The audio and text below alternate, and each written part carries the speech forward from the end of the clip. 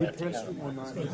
I need to make it. Okay, we're ready to get started here now that Jonah Evans has showed up. Thank you for waiting, everyone. We've been waiting, not so patiently. It is 2 o'clock. First order of business, I'd like to again thank the city of Boerne for their hospitality and accommodating us. We've been meeting in the training room over there, which is a polling location. And so Erica was so kind as to notice that in time enough for us to make an adjustment and for the city to make an adjustment and allow us to meet here. So thank you once again to the city of Boerne. Just a couple of things that are different in here. If you did not get your agenda and the minutes, they're on the table out there in the foyer. You're welcome to pick those up there. The second thing is that if you want to make a public comment, or we've been pretty liberal about letting comments come from the audience during the meeting. If you want to make a comment, you're going to need to come to the microphone because the acoustics, the recordings that they make of this, will not pick up what you have to say unless you do come to the microphone. So we would appreciate you doing that so that everybody can have the benefit of your input. That's all of my opening remarks. Bob? There's an election going on down the hall. If you haven't voted, there's not a really long line. Super easy. First order of business is to consider the minutes of October the 5th. You also have the minutes for October 19th, although I think this will probably be the first time that you've seen those, so we'll defer action on those until the next meeting, but we will consider October 5th at this time.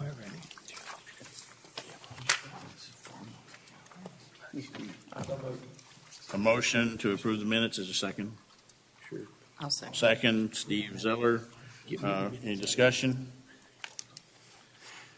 Any objection to approving the minutes as presented from October the 5th, 2021? Seeing no objection, the minutes are approved. All right, first opportunity for public comment. Have 3 minutes. Mr. Keene.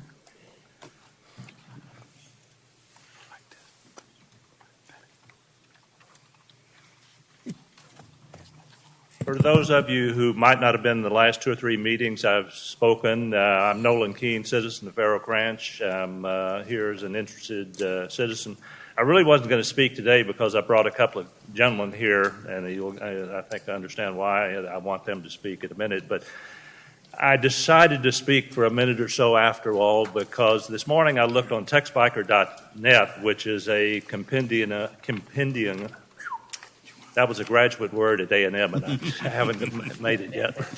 Compendium of all things related to cycling in the state of Texas.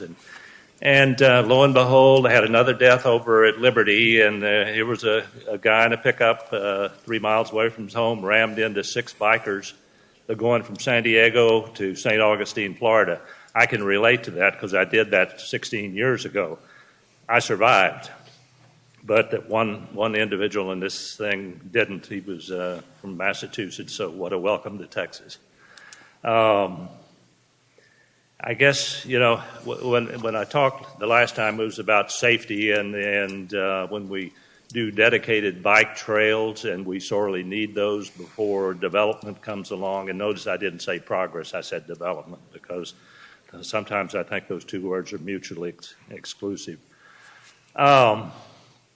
Anyway, on my bike ride, I survived it, and I guess that's what I want to focus on today.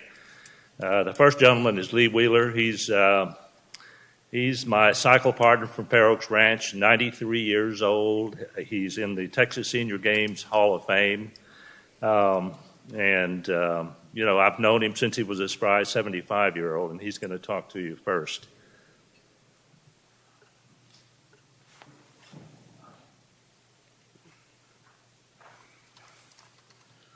Good afternoon, ladies and gentlemen. Thank you for listening to a bunch of old ex-athletes and making a proposal for you to consider. I've been in Fair Oaks Ranch since 1985, and I've seen a lot of changes. I used to ride from Ralph Fair Road out to out to 46, out to Guadalupe State Park and have a picnic and come back and no traffic problems. And I used to ride Old Fredericksburg Road out to 46 and have lunch at the Bear Moon Bakery. And we used to have a really great time cycling. I formed a club of about 54 members. Of course, not all showed up at the same time, of course. But changes are going on tremendously. I've seen new high schools since I've been here, new middle schools, new grade schools. Population has gone from 1,100 in Fair Oaks to nearly 11,000. And then somebody told me the other day that in Bernie, in 1925, the population will probably increase, but at least twice. Holy mackerel. We've seen Esperanza come in, and we've seen new high schools. What we're trying to do is, since we've both of my teammate here and I have experienced many traffic problems. We've experienced teenagers throwing beer bottles out in front of us and trying to flatten our tires. And it's easy to do when you're riding a bicycle with 100 pounds of pressure. The slightest little piece of glass will cause a flat. Pea gravel will also cause the same thing.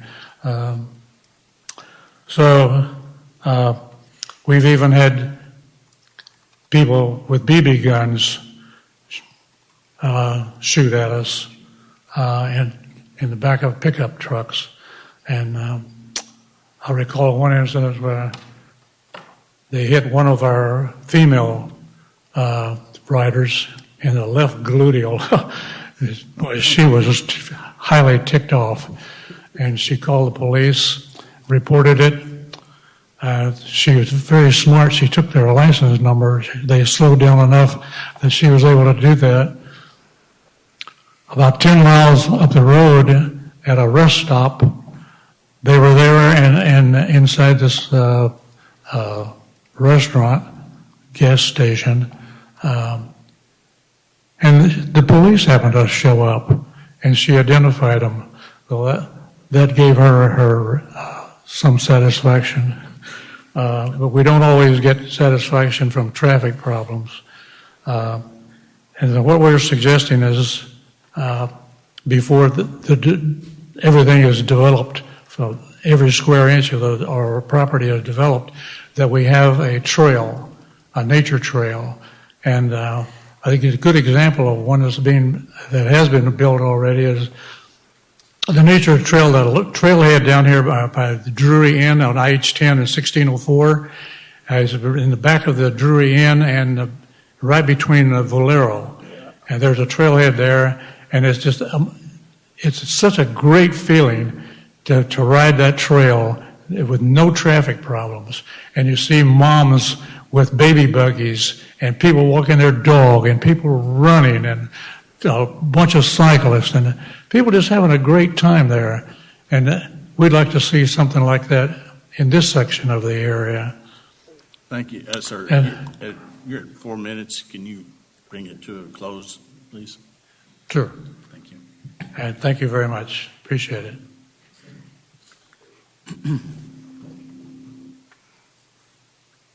The next gentleman I'm going to introduce is George Hall. He's a Bernie resident, and he comes over to Fair Oaks Ranch, parks his car, and rides on the tranquil streets of Fair Oaks Ranch, or so he thought. He's been hit twice, and he'll tell you about it. Thank you. I'm going to take a little bit different approach. I ride my bike probably 10,000 miles a year, put a lot of miles in. And it's awfully difficult to get funding for some of the things that Lee and Nolan suggested, which are trails and things like that, because not all of us are outdoor enthusiasts. We all don't ride a bike, we all don't walk and everything like that. So that may not fit into their financial agenda, which is understandable. I mean, let's face it, the things that we support are the things that we are advocates of, whether it be cycling, whatever it is. I've been here for 24 years in Bernie. I don't know of one incident where an individual has hit someone with a car, a pedestrian, that has ever been ticketed. Not to my knowledge. I've been hit twice out in Fairhoeks, and the person that hit me was never ticketed.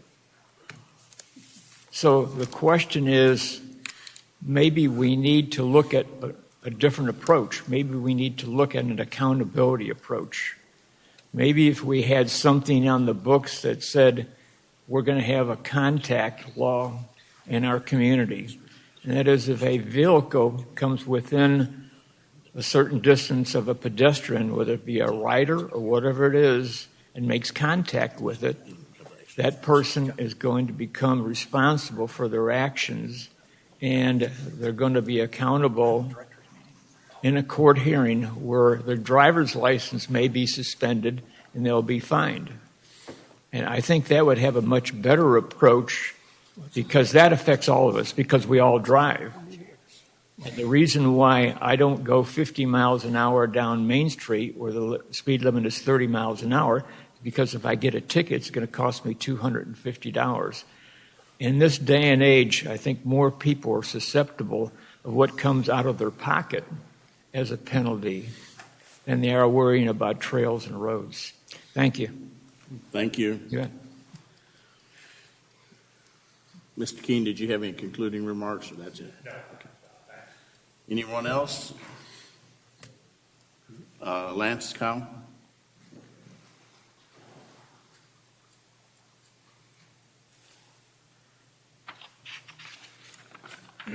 Lance Kyle, 226 Cascade Caverns Road. I sent out an email earlier to the committee about the Wartsbach Parkway. I just wanted to make a few remarks here today in front of the committee. By the way, Don, is that better Naugahyde, that chair, than the one over at the courthouse? I actually hadn't noticed. Anyway, the Wartsbach Parkway in San Antonio has been mentioned a few times in this committee, in these committee meetings and discussions as a possible template for building in environmentally sensitive areas around Bernie. But is this the San Antonio Relief Road? Is this San Antonio Relief Road for 410 and 1604 really a parkway that would fit Kendall County's needs? Consider a few of the following aspects of this road. One, the parkway is not a limited access road. It has 20 exits, not limited access. Two, the route does not connect directly to Interstate Highway 10 or Interstate Highway 35. Three, the parkway is not an elevated highway or flyover. It is primarily a surface road. Four, the parkway is not a narrow highway. The width varies between 4 and 6 lanes, not 2 lanes. 5, the route is not a true greenfield space. It passes through a variety of urban land uses. I drove this entire route recently and must say that it doesn't remind me of a true parkway.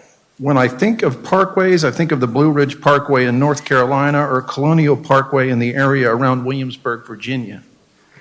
Those roads are truly limited in width and limited in access. The Wartsbach Parkway is much more urbanized than those parkways back east. Thank you. Thank you. Any other comments today? Yeah, I'd like to have a comment on that. Well, John, as a general rule, we don't respond to public comment. Well, I mean, there's so much misleading in that comment that, and since I was in charge of the Wartsbach Parkway, I have a pretty good idea of what's going on. Can you limit your comments to a couple of minutes? Yeah, how do you turn on this thing? Yeah, you're on. Well, let's just go through his 1, 2, 3. It is. It's not a limited access road. When we say limited access road, we mean no driveways. If you've got 20 access points in 12 miles, that's less than 2 access points per mile. The only access points are from the major streets that we generally grade separated went over. So you would have 4 access points, 2 exit and 2 entrance at each one of the major grade separations. So we're playing games when we talk about it's not limited. It is limited to no driveways. Second, it's a super arterial. Yes, that's what I designed it for. It's not a freeways, but it's not just a normal street. It's a grade separated super street. It does not connect directly to 10 and 35. On either end of it, the east end connects to O'Connor Road, which connects to 35. On the west end, it connects to Wurzbach, which ties into IH-10. I tied into existing streets. Why do you want to develop more streets if you don't have to? Utilize what streets we have. So, yes, it does tie into 10 and 35. It's a surface road. Well, yeah, it's a surface road. What do you expect? Environmentally, it is not in the Edwards Aquifer recharge or contributing area is what I'm thinking about. So there was no Edwards in there. So for a 12-mile long road, it was designed to move traffic. And, I understand what he's talking about. I've driven on some of the parkways in the Blue Ridge Mountains and all, but that's rural. We're talking about an urban street here. So I know, they always want to portray this as it's not what we want, but this is what we have, and it is a very limited access road, no driveways, and that's typically what you're talking about when you talk about limited access. Thank you. Okay, thank you, Mr. Kite. Any other comments? Mr. Gilberg and Tim Vanderwolf, y'all want to come on up here and join the rest of the committee? We got you a couple of chairs here now. I don't know about that. I like sitting back. All right, get up here, Tim.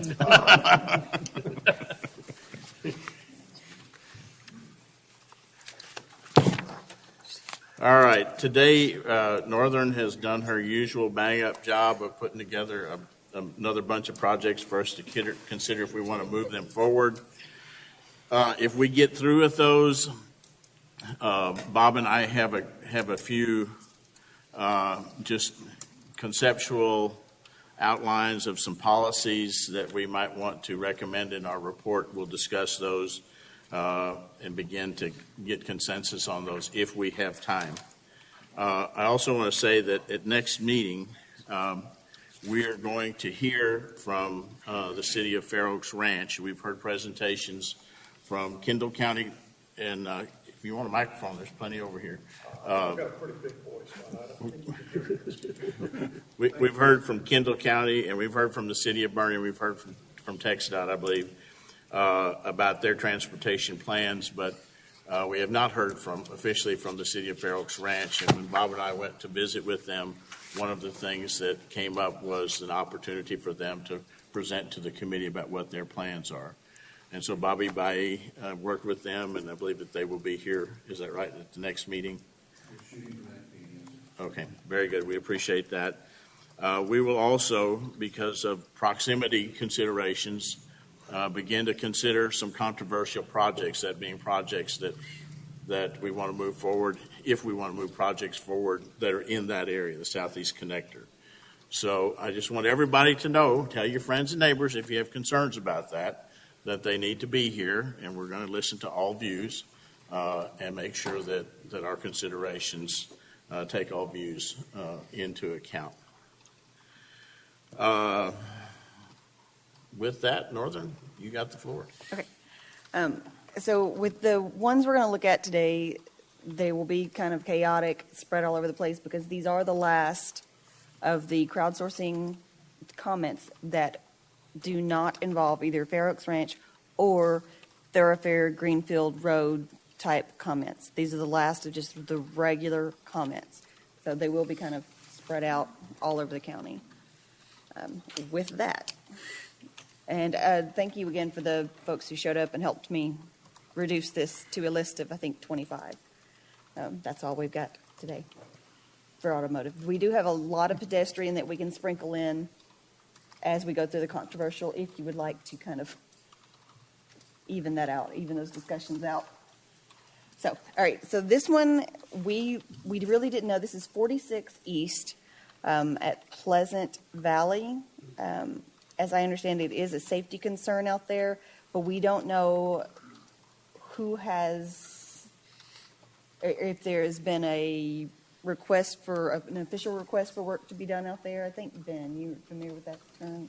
Well, I can't say that, and I'm thinking about official requests. So I live out there in Pleasant Valley, and yet crossing the highway to take a left turn off of Pleasant Valley is harrowing for most people. It's just not a great, you jump across, and you usually jump on the access road to try to speed up and stay out of traffic's way. As the county grows, as we see more people use that road, it's going to get harder and harder, I think, to hop out there. So I didn't put this one on there. Somebody else did, but I do resonate with the safety concern. Is that county out there? It's county, and it would be a TxDOT highway, obviously. So it's just something we figured would flag it and just let TxDOT know that this is a concern if people agree. Any objection to leaving it on for further consideration? That makes sense.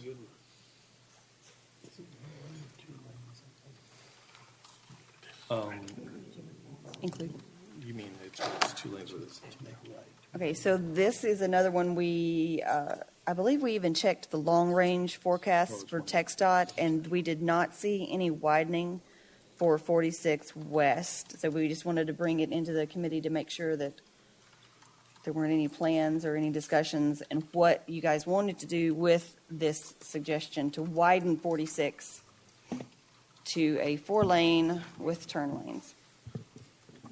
Northern, if I remember right, there was some discussion about this in the little subcommittee breakout, and I think one of the points that was raised was that the congestion on that road really seems to be limited to the intersections, not so much on the road. So, I mean, maybe some deceleration lanes or turn lanes might make sense here and there, but it did not.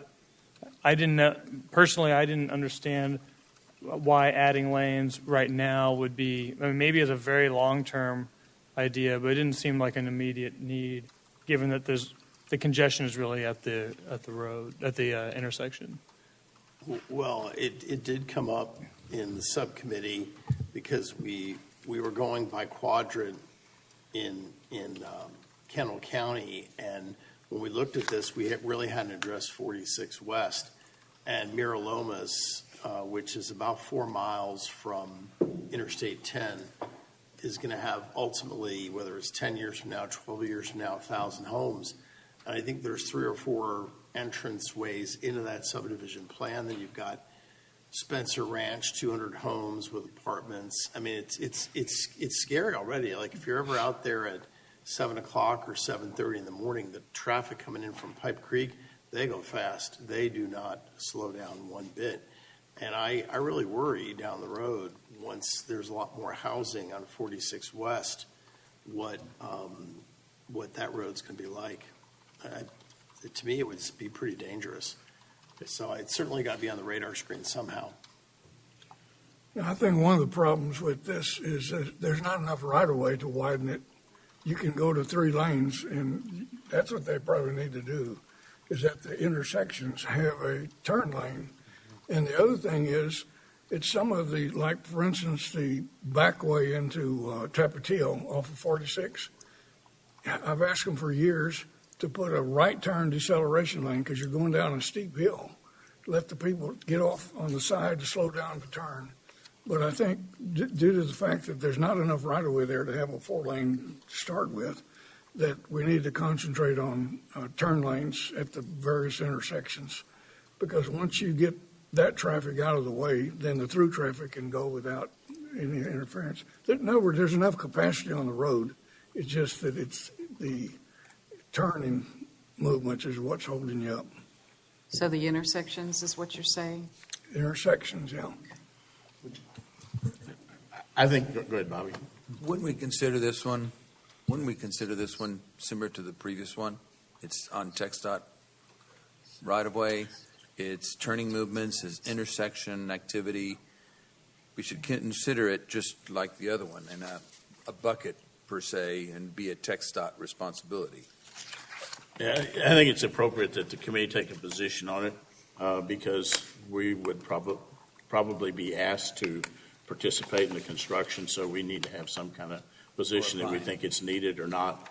From my perspective, I think it is. I understand there are quite a few EMS runs coming in from the Bandera Pipe Creek area that use that, and if we're bottlenecked to two lanes, whether it's, in the middle of blocks or at intersections, that's not good for people. So I think we need to have this one on the radar screen.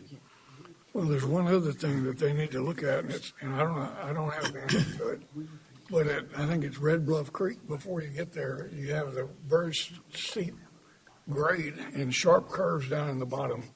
You have that place, and I think there's one other, out by the where the transformer station is. What's that? Get together there. Enchanted Springs. Enchanted Springs. That's a sharp curve that needs to be done now. And that's going to be very, very difficult to try to correct those. But that's a couple of places where they have had a lot of accidents, is the curvature and the gradients on the road. Any objection to leaving this on for further consideration? No, sir. Okay, moving it forward. Okay, now we're moving to 1376. This is north of 474? North of Sisterdale. Right. Sisterdale North. Yeah, north. So this is very, very, this is up there in the county. Northern, would you mind, just for those of us who don't have really good eyesight, I can't read that. Oh, thank you. Bobby pulled up. Would you mind just reading through the descriptions on some? Is that computer screen not on? No, it's not. Can we turn the screen on? That's that 1888. Does it take? You gotta be able to figure it out. On buttons make a world of difference, don't they? Welcome to the 21st century, Bobby. Blame it on these guys. Oh, that's not one. Okay. They got it on. Yeah. So we don't have, this screen is it's a touch screen for voting, I guess. So it's not the, Oh, okay. You don't have a monitor? No, we don't have a separate one. it's not a computer screen. It's one of those. discover for themselves. Oh, okay. Thank you, sir. Yeah, no need. Did you want to read through it, Northern? Okay, yes, I'll read to him. This recommendation is for both safety and much-needed roadway improvements. Widen roadway to 2 lanes, 12-foot width each with 3-foot shoulders and a center passing lanes where appropriate. This would be 1376 north of Sisterdale. that highway. Thank you. 474? 473. 473? I always, it's I mean, just 473. considering the incredibly high priority issues that we have in some parts of the county, this is a very rural area, and it just has never struck me as a particularly top priority area to address congestion issues. Well, this area came up too on bicycle pathways it too. does. It does and come it up is a again on high bicycle. trafficked area for that. And there was a lot of crowdsourcing data that came out of that too on other Yeah. projects. But I think it was mainly the concern there was the bicycle. Correct. Mhm. And it is a problem. I mean, living in that area, it's not just bicycles. If you're pulling a trailer Yep. and you drop a wheel off and, or you're meeting another trailer, it can get pretty interesting sometimes. So I think we ought to leave it on there. I do believe it's low priority compared to the others, but And I think we need to add a context comment about bicycles, because that's not in the written description as it stands. Would you consider that a narrow roadway? Is the narrow roadway? yes, it is too narrow. Well, not only is that road narrow, it's also very windy and hilly. It's not as bad as 46, but it's approaching it. okay. So we're gonna move that one on.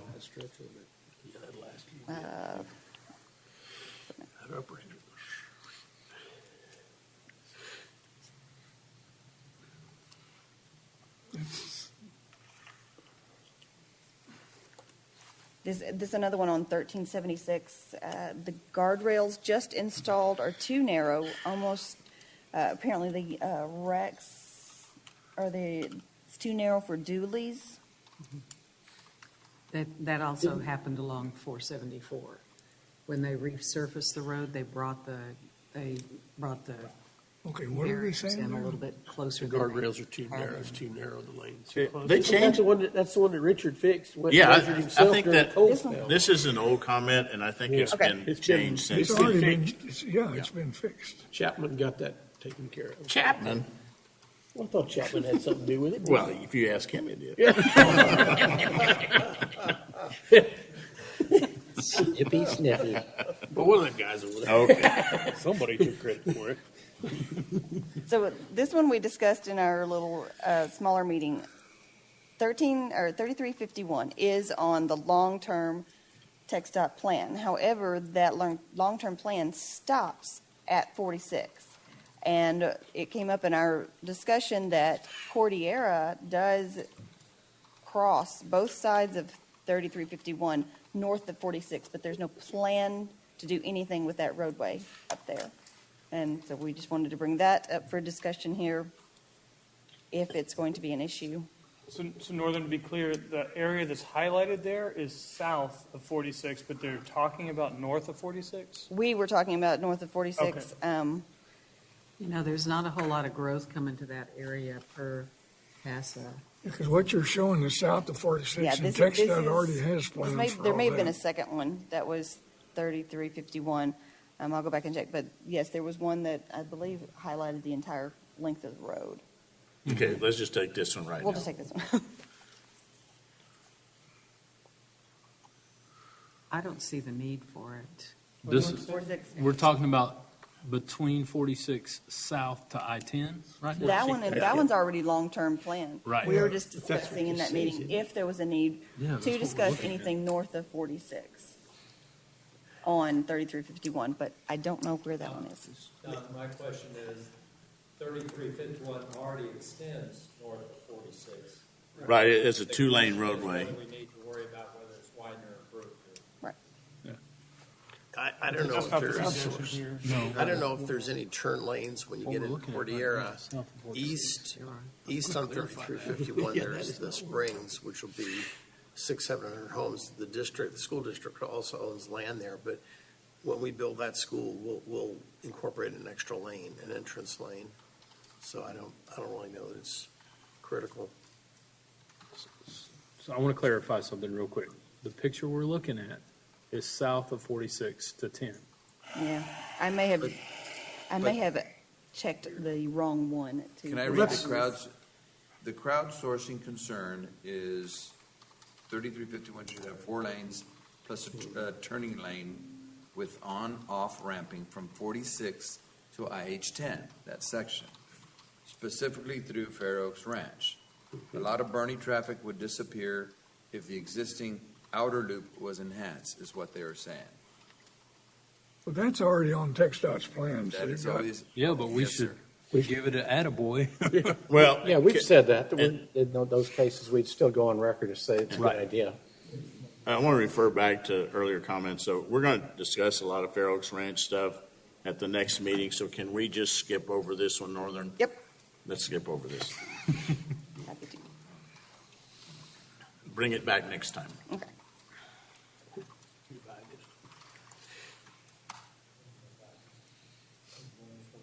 Blanco Road. So this was the road, the traffic calming. That day, we discussed Blanco Road. We kind of got in the weeds a bit, and we marked it as additional discussion or information needed because we couldn't quite come to a conclusion about what to put on the recommendations, whether it was the traffic calming, whether it was leave it as it is. What was the decision? At least that was my I thought we recollection. agreed to I thought move they this one already did forward that. for Sorry? further discussion. I thought we already discussed. We it. we talked about this one with pedestrian stuff, Pedestrian. the meeting before last, I believe. That's correct. So did we decide in that one what to do with the roadway? Yeah, I thought we decided to move it forward for further, I mean, we're not at final discussion phase No. right now, right? So I thought that was, so correct me if I'm wrong, that's my memory, is that. I believe that's correct. Okay. Yeah. and you're gonna, Northern, you're gonna tie the concerns together anyway, is that correct? That is the, So, that is the Process of putting signals there? Weren't they in the process of The putting? Hawk. Yes. Yeah.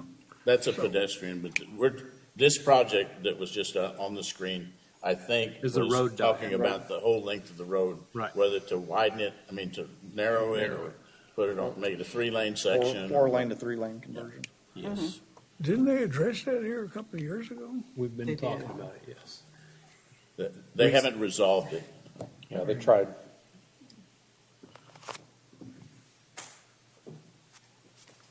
Okay. Bernie Stage Road. This is impact of WCID number 3. Once it achieves critical mass in 5 years, will make Bernie Stage Road highly congested. That's it. I believe that one was on our subcommittee recommendation list. Yeah. And then it showed up again in crowdsource. Mhm. How many comments are attributed to it? None.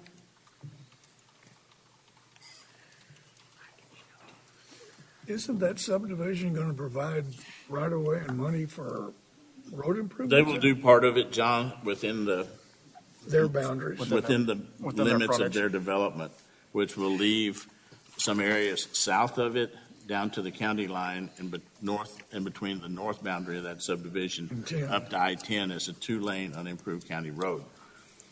Personally, I think that's a mistake to do that we need to step up and make improvements that are consistent with the improvements being made adjacent to the.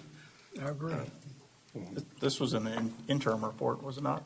It was, and we didn't adopt those. It was, the committee decided that we needed to go through those again and see. But I believe it should be included for further consideration. Jeff, does the first phase of development encompass that additional north-south corridor that will tie into that existing development to the north of it? It does not. Wouldn't that be coming against Bucky Way when Bucky's built, I guess, up there? Correct. There'll be, there's another gap between Regent Park and Bucky's that Mr. Miller owns. He was in the Sunday paper. I'll have to look that I up. do think it's important to include it. We have a lot of I'll have to congestion, find a a lot link of to people that. coming into that quadrant. It makes for a nice north-south corridor. If we can acquire the small piece that then connects it to Bear Bucky's County. Mhm. Bucky's I agree, Way. yeah. Well, and then down to Bear Oh, County. okay. Into Main Street. Main Street South, actually. But I don't, is that Bernie Stage Road? Or is- No. That was about. That's our house there. Upper Balconies? No, it's the one between there. Connecting to the woods. Jeff, what was that road that comes off of Bucky's Way going south? That's where the gate is. It'll be Main Street, then it hits I-10, and then it'll be Bucky's Way, and then there's a property that Mr. Miller still owns, and then when it hits Regent Park, it's called Telford Way. Telford, okay. And then it'll go down, and eventually it'll make it to the development further south. And Telford goes all the way through Regent Park. Correct. To North the to end. That'll be a Main Street, actually. Telford is We'll see actually what on council decides to name it. That's what- I jumped ahead there because you mentioned Telford. Telford is actually on one of the comments regarding connectivity because Telford Way apparently has a gate that is stopping it from being utilized. I don't think that's the correct road name. Double checking. It's right, It says it on there. right there, Telford. And it may change names once it crosses. Oh, I'm sorry, I was referring to Tilbury Oh, Tilbury, earlier. okay. That is Telford, but I was referring to Tilbury. Tilford, okay. Sorry. Too many roads in town.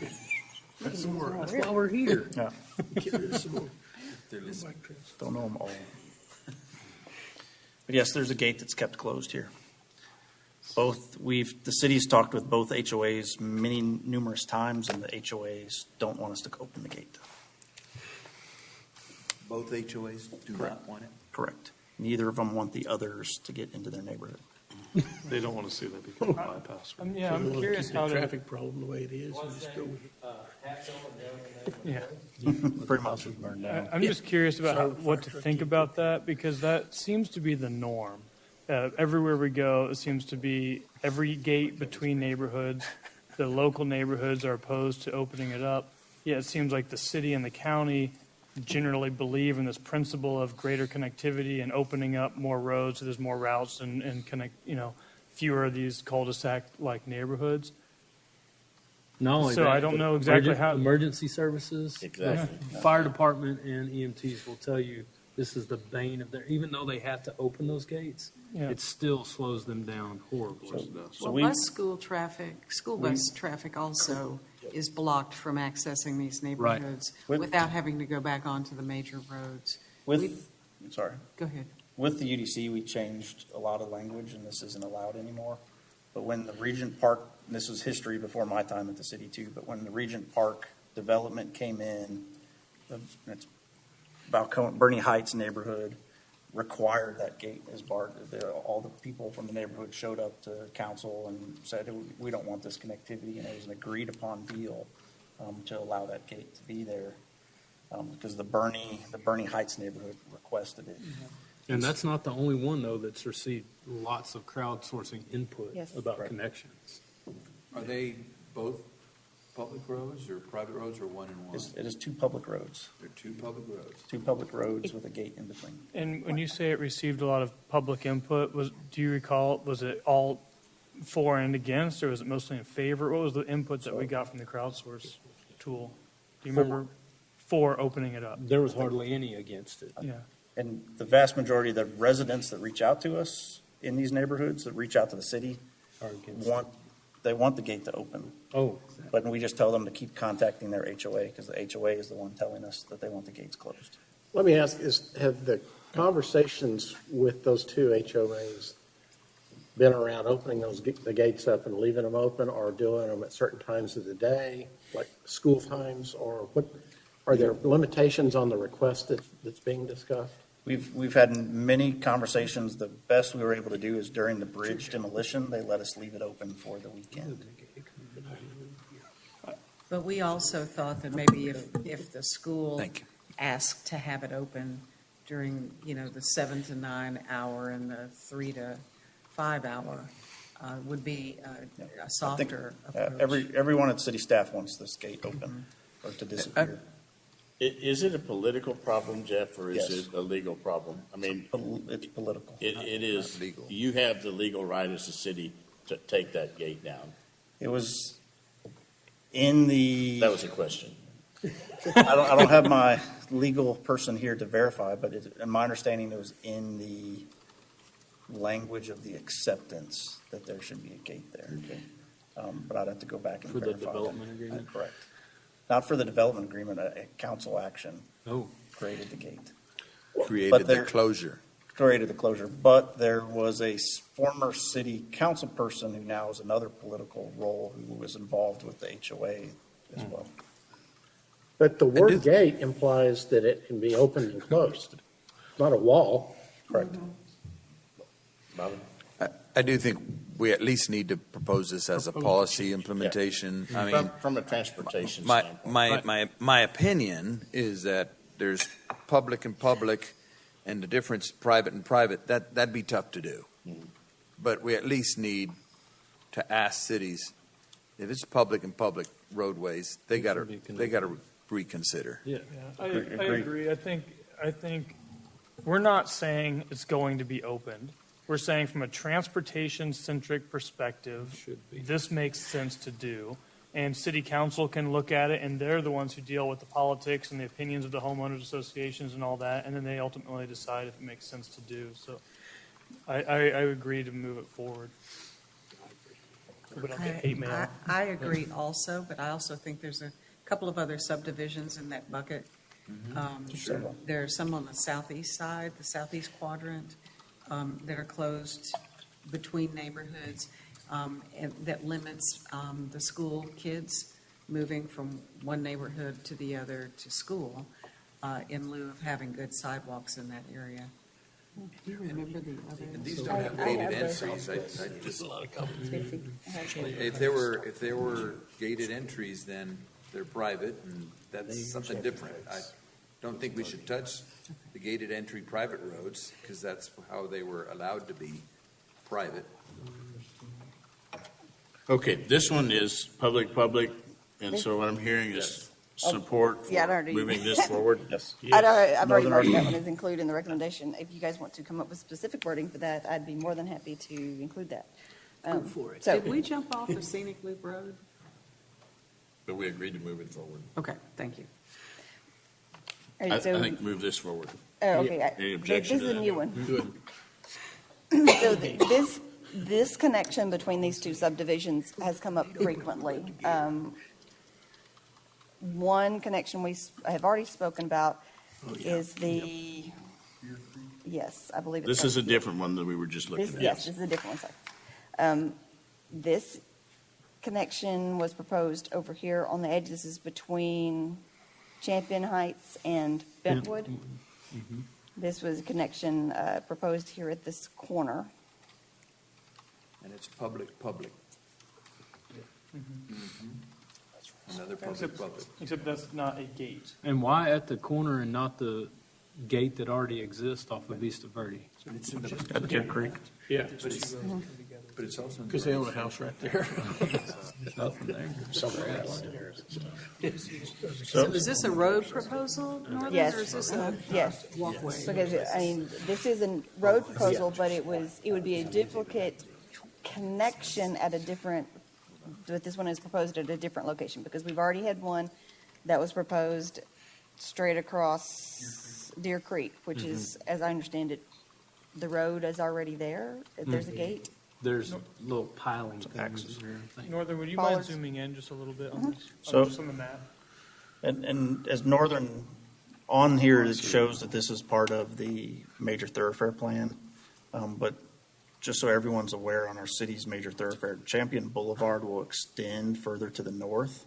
So it'll extend all the way to the north until the east-west Adler connection. So that you can see where it says Bentwood Drive, where it has a road that dead ends there.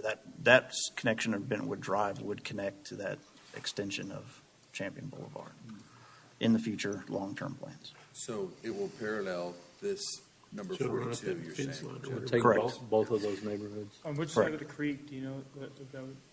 More than likely on the west side. So, Jeff, that- are you suggesting that when you extend Champion Boulevard, that provides a vector for the future Correct. That- pedestrian connection up to Bentwood Drive? Well, it would make a vehicular connection to Bentwood Drive at that location. That makes perfect sense. And so the other part I would comment is there's a detention pond, which there's all sorts of ways you can modify a detention pond, but the existing detention pond is there kind of right in the middle of where this road is proposed. So that would be a little complicated to Check this right here. redo. And Jeff, is it in the thoroughfare plan, Northern, if you mind scrolling up a little bit, Bentwood Drive connecting straight to the east to Esperanza? No. That's in the crowdsourcing. That's in the crowdsourcing, but it's I not. think it's in the study that shall not be named also. So the other, just all the roads that the houses are located on with Esperanza are private roads. So we would have to get coordination. gated. It's all gated private roads. Without any commitment, I would suggest it's public to public. Let's push it forward, similar to the other ones, and it'd be up to the city to decide. Does that change Which one's this one though priority? that you're looking at? Do what? Does it change this one? Because we're just looking at that little piece. Do we say we still want to connect these two neighborhoods? Does that make sense? If you're doing the other, Right. We Well, I mean, we could Yeah. say we're for connecting the neighborhoods. Yes, Right. yes.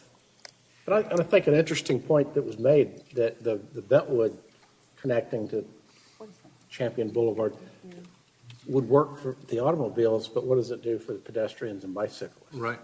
That may be too much out of the way to be practical or useful or something, who knows? But yeah.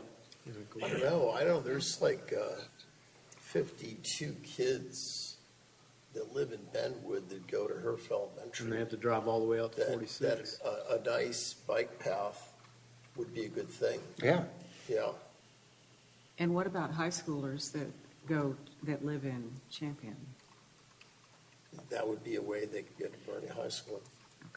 And conceivably, Jeff, another question, toss it to you, Jeff. Jeff's getting lots of. If Champion Boulevard would come up to Brentwood, could Vista Verde come cross over instead of that orange coming down? Could Vista Verde just go over and tie into into Champion, I'm sorry? That's where that detention pond is located, so it's possible to modify that detention pond. But And modify Vista Verde to go a little further north so that you don't have to crunch in the. Yeah, it's possible. See, I don't think we can figure that out here. Let's move it forward because it's a possibility. Connecting. It's a solution. The connection's desirable to move forward, exactly how it's Amen. connected. Right. And perhaps maybe we just move it forward, saying we think that it makes a lot of sense to connect those two neighborhoods somehow. Here's a variety of different ways that have been proposed. Multiple ways might be the best answer. Yeah, could be, doing lots of them, yeah. Any objections to moving it forward? No, sir. No.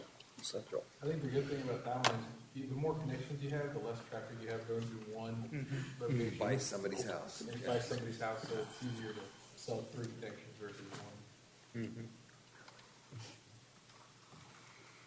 Okay, this is City Park Road. Make a connection of City Park Road to Herf Ranch Boulevard, a full-size public street with dual lanes, bike lanes, and sidewalks. Make a roundabout at Charger Boulevard and a City Park Road.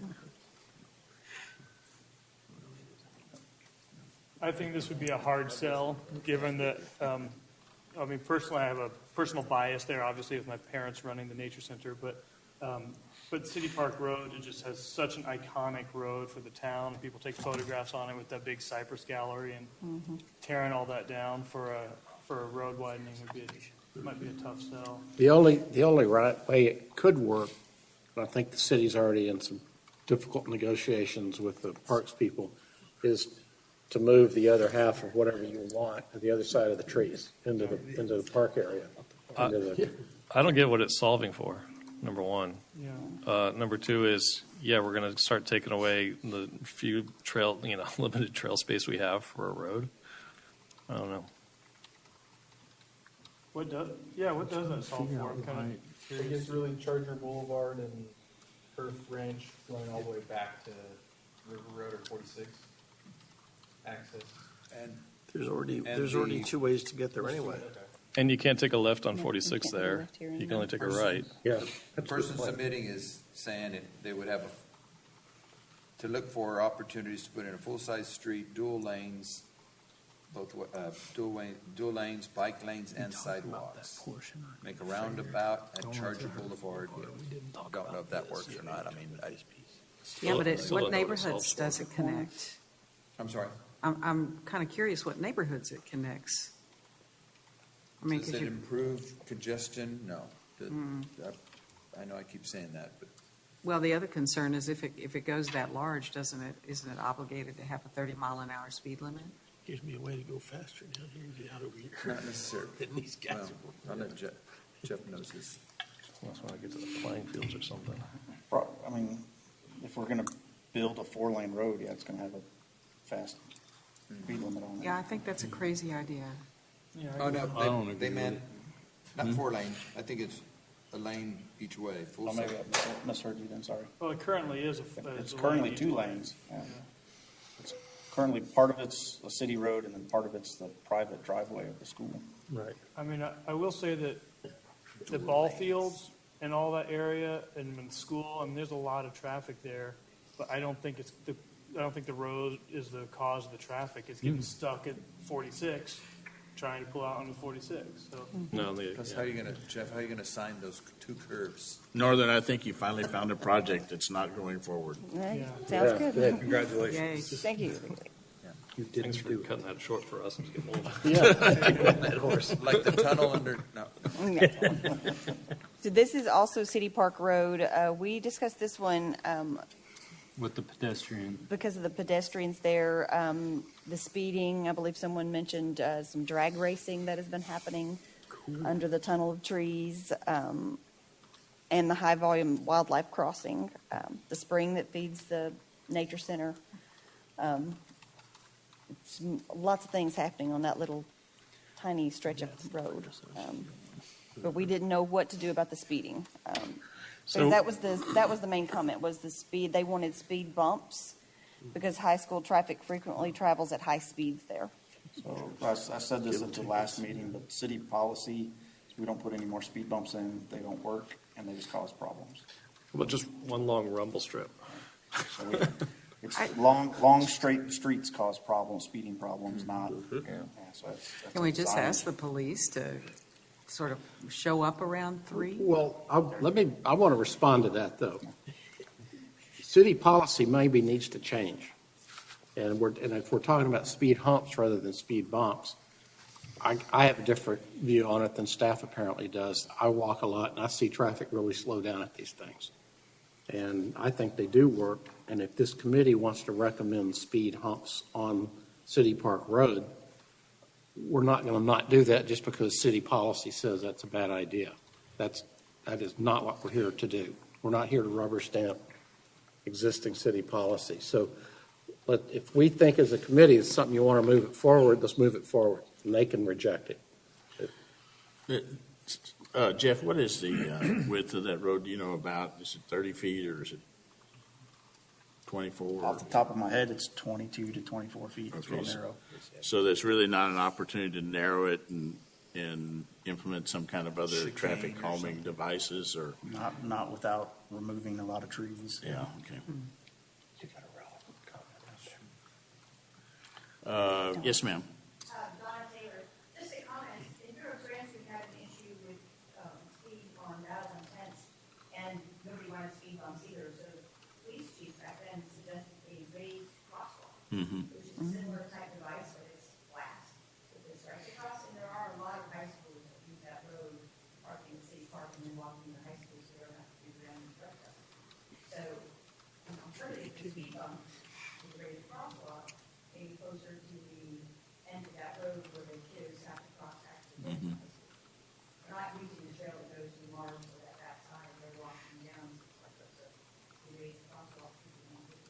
Good suggestion. Could that be built into the trail that you guys make the crossing from the parking lot they're not supposed to be using to the trail that they're going to use now? That's a A good raised idea. crosswalk? Yeah, that's definitely something we can look at in that, if we can ever acquire that easement from the Fair Association. Or maybe there's a drainage problem across, and you put in an inverted hump, which is a valley gutter for.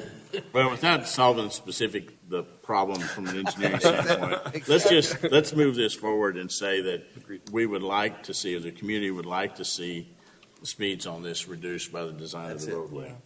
Okay. However that happens. Yeah.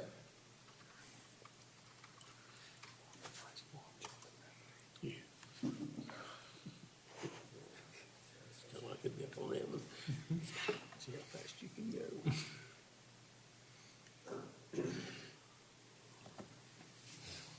This one is on Fuller Drive. It took me a minute to find this. This is on the eastern edge of Kendall County, I believe.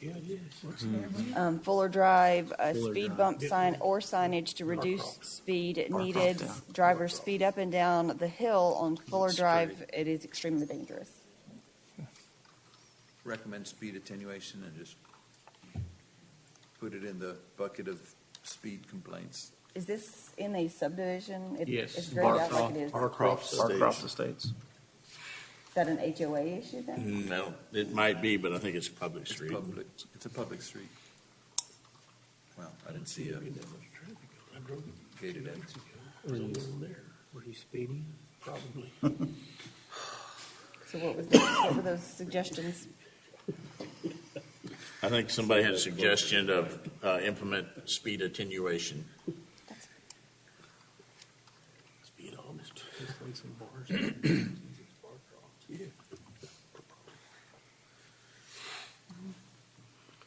You can put the rumble strips would be one thing. Northern, Yes. I saw, I was looking at this before the meeting, and did we have one like this already This is the one we discussed in the meeting. We in our subcommittee? Yes. My meeting's mixed up.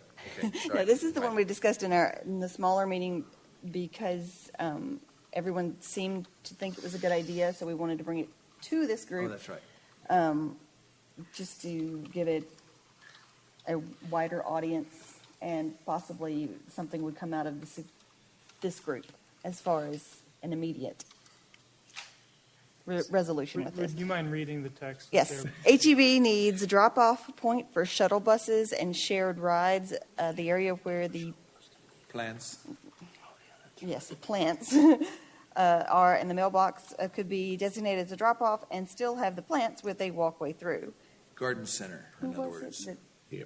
So I think there, What are you talking about? there was some discussion about not just HEB, but some of the other large commercial, Walmart, Walgreens, maybe a couple of the banks. And the other part of that conversation was making sure that there are adequate sidewalks around these commercial centers as well. And who was it that runs the shuttle that? Art. So this is the art bus? Well, you got Menger Springs that comes over there. You've got a lot of retirement center. So this would be a recommendation to HEB? I would think so. It would be partly HEB, but it would be partly consideration of sidewalks and in and around the commercial areas. Yeah, I would suggest that if we move it forward, it makes a statement that the community wants this thing addressed. And just from my personal experience of having worked there for 16 years, if they were approached saying our community is concerned and has a request, they're really good listeners. I don't know about the other big box, what those receptions would be, but I would be pretty optimistic about having HEB listen. I think it's a good recommendation. I do too. I do too.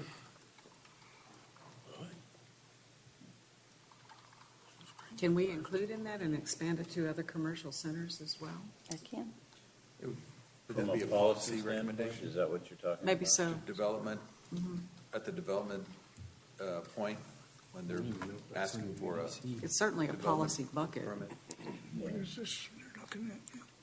Because we'd have to define what exactly are the parameters This is or north end of town, something like that. Oh, I know where that's at. I'm sorry. I think you got a little bit restricted right away there. I've got it down. Okay, I-10 frontage road. This is when you're coming off I-10 west, and you need to get to Ranger Creek Road. Need a turn lane westbound exiters, turn left onto Ranger Creek Road. Very hard for vehicles exiting the freeway to stop safely on the steep hill.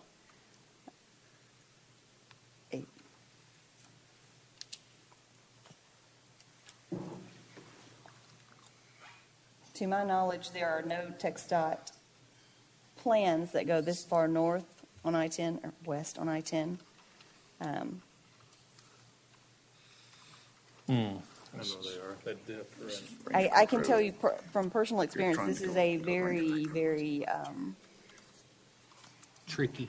tricky. It's a tricky turn, but it's also a sensitive spot because the Cibolo is right there. Yeah. And it's above ground and wide right there. Didn't they also build a turn to the right, just as you exit off that exit, there is a brand-new road. Yes. Right before the left turn, it goes to the right. Right here? Right. There's some kind of a new development going in there. Yeah. The problem with this is that where you want this left turn lane, you're talking about widening a bridge because you're going over the Cibolo Creek on the frontage road, and then you're turning directly underneath IH-10. So you've got limited right-of-way, and you've got some real problems on the creek.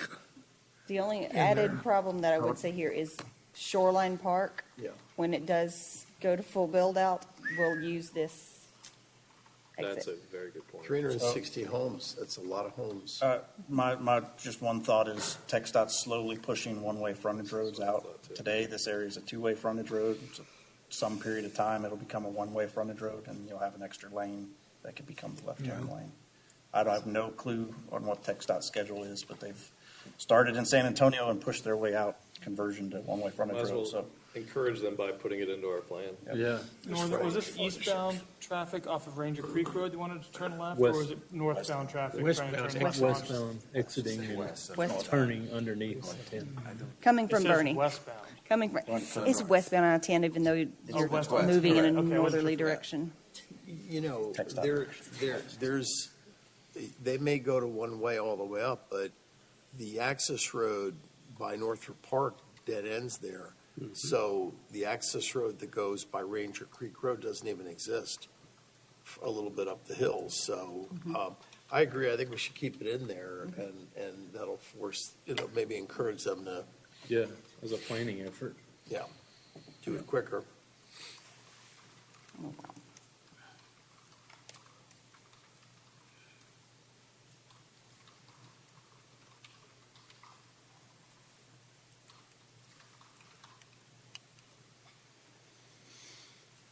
All right, this is just immediately north of there. This is the next intersection where that access road crosses 46. Some people call this, locals call this the North Exchange.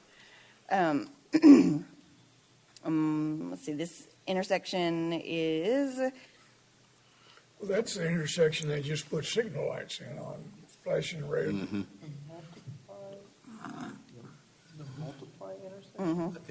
I think they're trying to say the multiple intersection is a death trap as Yes. traffic flows increase.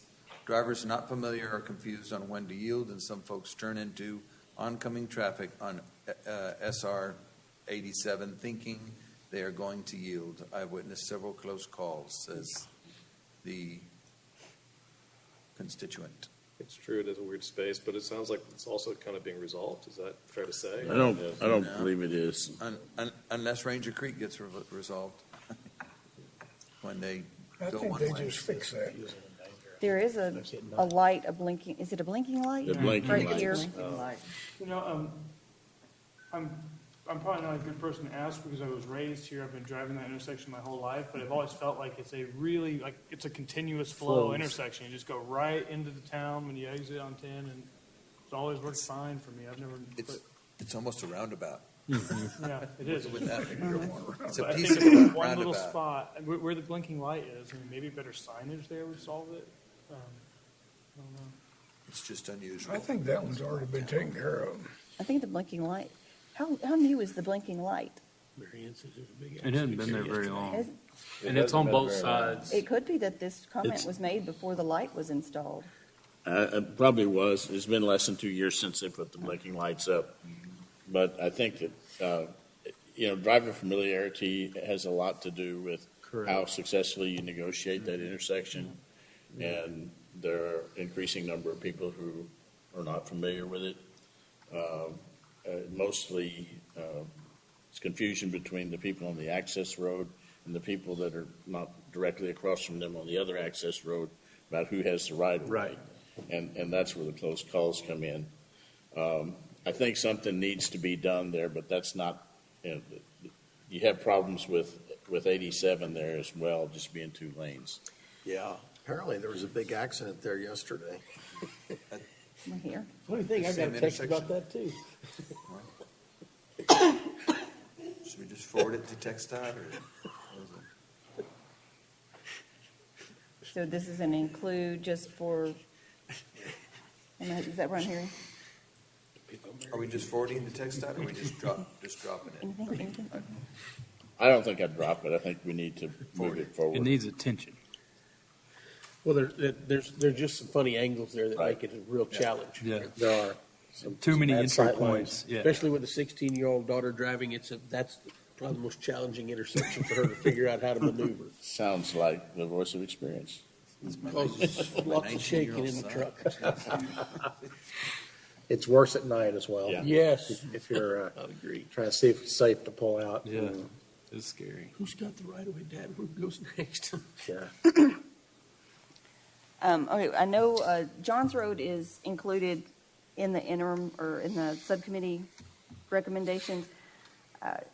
I did want to at least talk about this one in the committee because I don't know that the subcommittee recommendation will address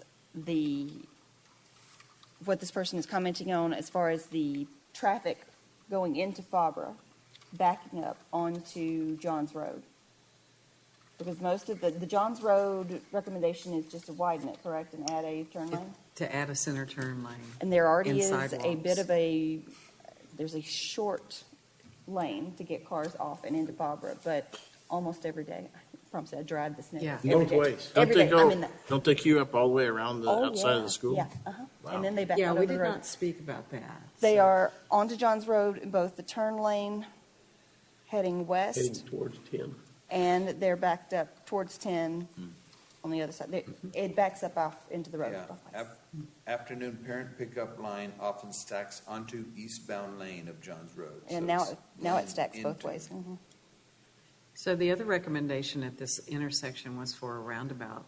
So it almost sounds like a roundabout would not be a very successful thing there. If you don't have any For place the to same go. reason. No, it's cool. This, No. I don't think there is an intersection close by. I No, think what there's they're not. saying is, going into Fabra, it's just, they're just The using cars Johns stack. Not Road enough area in the to school to queue. get them in there. The school's Oh, not I see what providing you're enough saying. stacking. Rich, is there a possibility of having multiple queuing lanes within the school property? There Like are. It is Two. still, There's the other one on Just kind of Lattimore. like HEB. Lattimore. The So buses go on Lattimore. I'll comment as well with the recent adoption of the UDC. We've added stacking and staging, a lot more requirements for schools, daycares, and one other use. So hopefully this, in any future schools, we wouldn't run into this anymore in future schools and city limits. I wonder if this could also be addressed by incentivizing bus use more, because I think, I don't know what the percentage is, was it 30% of kids, do y'all remember? Something like that. Are there two, so you're saying there are two different drop-off areas? So if you can see my mouse, Yeah. pickup is right here. Uh-huh. The cars, this is a 2-lane queue. It backs up all the way here, all the way this way, and all the way this way. So In the what, turn lane. what's the other parking, that other parking lot off of Lattimore? This is the bus. Buses go there. Dang old buses. Let's move around, put the buses over there. Here on Lattimore. I believe previously it was flipped the other way. The buses use this loop, and the parents use this loop. And I don't know how that worked, but I can only speak to current conditions, which What is did you say, is this like a 30-minute window? probably. Because when I come through there, there's nobody there. Yeah, 'Cause no, I'm- it starts at about Junior high probably gets worse after you get 240, 245, somewhere, and then it'll go till it clears out. But Northern, why don't we combine this with the Johns Road improvement projects, and there may need See to if there's be some solutions. an Something extra there. lane there for queuing, and you maybe it's striped. Is that something, Jeff? I mean, Okay. it's the school's function, and hopefully they would allow expansion of the road into their property. It's not like we're acquiring right away for transportation, other than to get people off the road so transportation can move. I think one thing that could help is more of a walk pickup, because everyone's in their cars queued up to, I guess, pick up their kids up front. If you can have like a area where you can park on the side of the road and kind of have walk across or walk to get the kids, it might be beneficial versus everyone just waiting in that long queued line. Because the walkers are separated from the pickups, so maybe having more kids that can be picked up via walking for parking. Well, a lot of parents park on Lattimore for that reason. I was going to say, what's going on at Lattimore on that corner with Johns Road? Can you mute that screen Yeah. that's blocking the map, please? Preferred parking. They don't have the right of way to do much of anything. Is there an opportunity there? Kids. You know, from what I've seen, and you would know because your son goes there, but anytime I'm by there at the end of the school day, Lattimore's full of cars waiting for their kids to walk there, for them to drive home that way. Probably because they live like, Moosehead Manor in that area. Whereas the ones that go in the queue may be going towards Ranger Creek or what have you. And I don't know if it's just because of the way Fabra is zoned, but it seems to have a lot of kids from the rural county there, and maybe that's why there are so many cars. And personally, we choose between a pickup or a 45-minute bus ride. And that's just, a broader conversation, I know, but the cars will stack up there, and unless something changes, the cars will probably always be stacking up there. Well, give it a decade, there'll probably be, there'll probably be 2 elementary schools west of Interstate 10. Yeah. So this problem may solve itself in Yeah, time. with new schools. This needs to be combined with other Johns Road, because if we ever do Johns Road like they're talking about, you're gonna have to buy a whole lot of right-of-way. And it'll probably be on the north side, because that's either slope property or further down, the houses are backed off pretty far. So you're talking about a major undertaking, not only drainage-wise, but road-wise. So, yeah, this needs to be considered, but understanding it's going to be a major undertaking. Got it. I included that one. So this one is included. No, so these are all, let's see, this is Johns Road west of I-10. Oh, yeah. Johns Road needs turn lane from Johns Road, IH-10 to Tapatio Resort. We were just on that road the other day.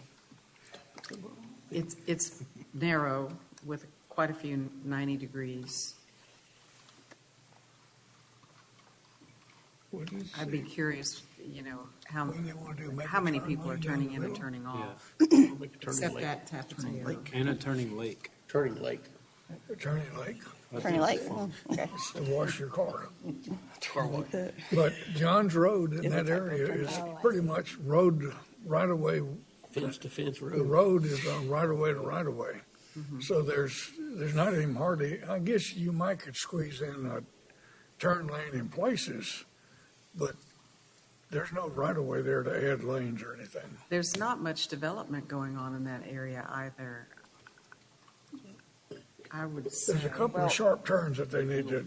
Bernie Take ISD's care of report has this whole section right here will most likely be developed according to Bernie ISD's report. Not mine, I'm not saying this. I think Spencer Ranch, does it? Spencer Ranch? run up? Spencer Ranch is right over here. Yeah. All of this right out here is not by me. The demographers assume that this will be all developed. Tapatio, Miralomas, all those are over here. What does major thoroughfare plan currently call for in that area? Connector Jeff? between. We have Six and John. Spencer Ranch Road will extend all the way up to Johns Road as Yeah, it's developed. Northern's right. There's a large ranch, well, it's not that large, 127 acres facing 10 that goes back almost to where that road, that Spencer Road would go. That's for sale, and in all likelihood, that's going to be residential, some commercial apartments. I believe the Bernie ISD report estimated that several thousand homes could fit in Yeah, this when you section. look at, the next decade, they're including Miralomas in that, though. And that, I think, by the end of the decade, by 31, they're saying that 900 of the 1,100 homes will be sold. Maybe it'll be 700, maybe it'll be 600. It's hard to say how quickly that development will actually happen. But that's a pretty big number. You throw in Spencer Ranch, you throw in some apartments along the freeway, and before you know it, you're up to 1,500 units, So suffice to say, there will be more density in that area between Johns and 46. Now, I think at least part of it needs to go forward. I don't know that it needs to extend out quite as far as it shows, but at least to the first 90 degree that turns south there. Yeah, kind of to where. That's Deer, isn't it Deer Lakes or something, is that street?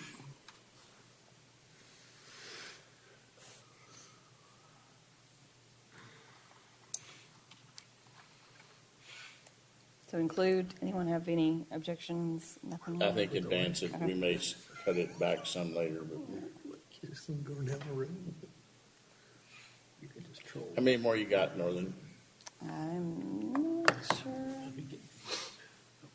I will fix that. I'm not rushing, I'm just trying to Okay. plan ahead here for the next 40 minutes.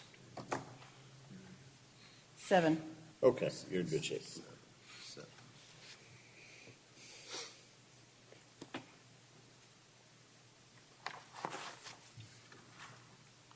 Ranger Creek? Yeah, Ranger Creek. So this says, under the road name, it said Ranger Creek subdivision, and we did not know if this was a county road or a private, so if it was anything that we could even comment on. I can show you and zoom in right there. This is a road through the Ranger Creek subdivision. Are very dangerous for pedestrians and bicycles. The roads are narrow, winding, and have no shoulders. There are no street lights, deer everywhere. Bridges over creeks have no shoulders, and vehicles speed through the area. Do they live in there? Probably. Deer are everywhere. No, do they live in that subdivision is what I want to know. The deer and the humans. So they're asking for better street lights too. Better street lights. Is that our job? That's outside the city, though, right? That's It- a Correct. kind of a rural. And Major county. Ranger Creek, parts of it are HOA and parts are not, and I don't think it's county. It's not our street lights. Everything's county. It may be Yeah, county everything. and city, but Right. something is. Yeah. Nothing city, Nothing city. but I'm talking about the roads. I don't know. That's not my precinct yet. That way y'all. Yeah. That way y'all. Yeah. Well, it's not city. I know that. Yeah. We still don't know. Who do we make the suggestion to if we make it? Well, you If said it's part of it's HOA. if it's Yeah. streetlights, HOA. then they could request a streetlight from, I guess it's Bend Air Electric. It's Bend Air Electric. To me, it's not a transport. No. I would not move this forward. I used to live over there. Shoot deer. Shoot deer. Yeah. Headlights. Yes.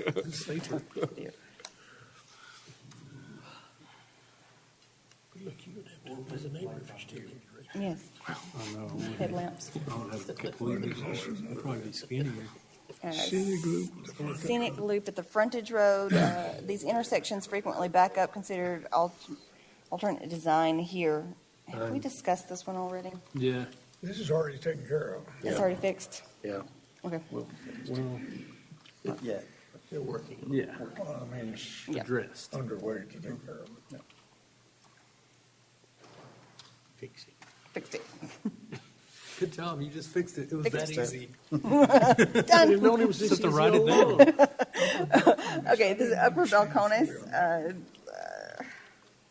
Improve this road to give future developments in the southeast sector, WCID number 3, and others an alternative to groceries and other goods and services in Bernie without going east to Scenic Loop and I-10 to go west. Does it- Upper Balcones. I didn't understand what they wanted to do. So are they wanting a connector from the They, backside? I think they just of- want to improve the road because of the future growth right there, because of all the connectors coming in from the sides. I thought this was on our recommendation. There was one, this may be the one that was An improvement not to Upper Balcones. on there, Yeah. that didn't make it on there. That would be community outsourcing. We wanted a center turn lane along Upper Balcones, No numbers with down it. to the county line. Okay, so how do we handle that? I So think you guys this one- already have a formal recommendation. That one may be the one that didn't make it onto that final report. What's the suggestion? So it was, they said it came out of their committee, the same suggestion was to take Upper Balcones and make it a two-lane with a center turn lane. Yeah, that was the one. And that was missed. Which so would seem to be the same. maybe redundant. Can you, And actually, it's Corley Farms Road connection to Upper Balcones down to Valerie. I think that was on the interim. That looks like the area that's got the steep grades on it. On Upper Balcones. It's on here. When you go by the With the Nova Corley place, Road and then it Bridge. goes up steep. Up there Before you past the Worsons, Yeah. up to Sultan Foos. I think, it's just a recommendation to the county. They need to do something on their road.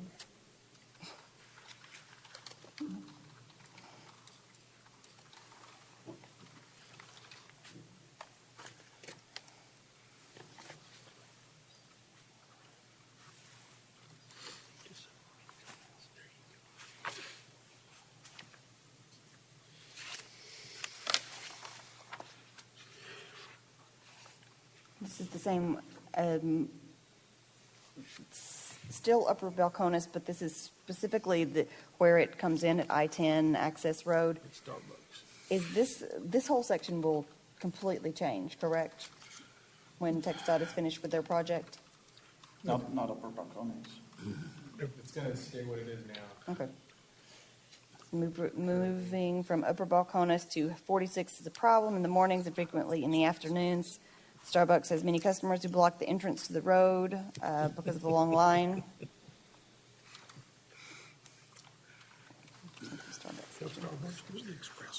Starbucks needs an art drop off. Needs art drop. Yeah, high occupancy vehicles only. Could be easy in that parking lot. Not going to have a coffee policy. The regular. No coffee. I think part of that's going to change once the road is fixed. Yeah. The traffic's going to be different. They can turn right out of there now onto the frontage road the way it is now. It's already a lot better. It did change. It doesn't back up Okay. as bad. No, it was really bad for a while. And everybody parks at that church anyways. It was real good when they had the road closed. Yep.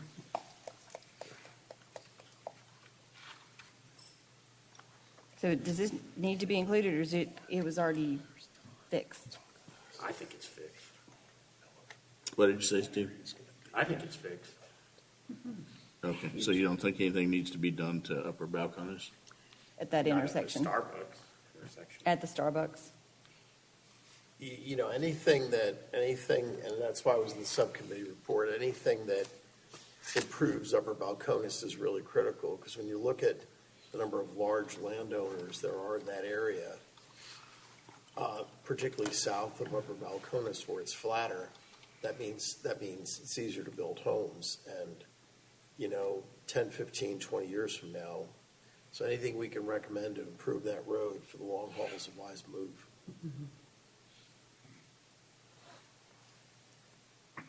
Are there any objections to moving it forward?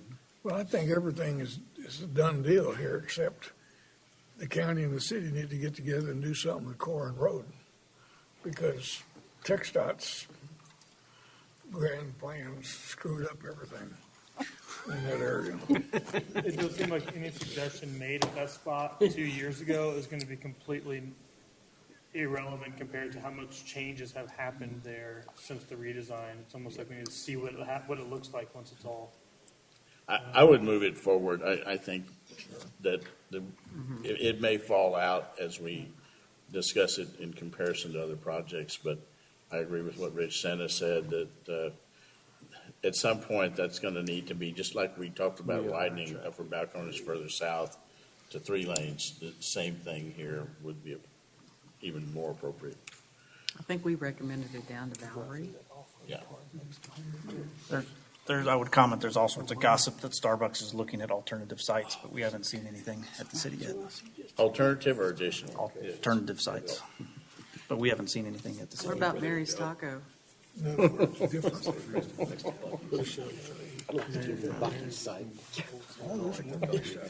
It'd be cheaper to relocate them than to improve Blanco Road. Combine Chick-fil-A, Mary's Tacos, and Starbucks instead of Yeah, this is Upper Balcones again, but it looks like a duplicate. I think you need to combine this one with combine this one with the other one, I believe. Yeah, No, it's already. it's kind of a duplicate, yeah. I can include it, but. No, it's all right. If we've got that covered already. Yeah, I think the other improvements, just blanket improvements.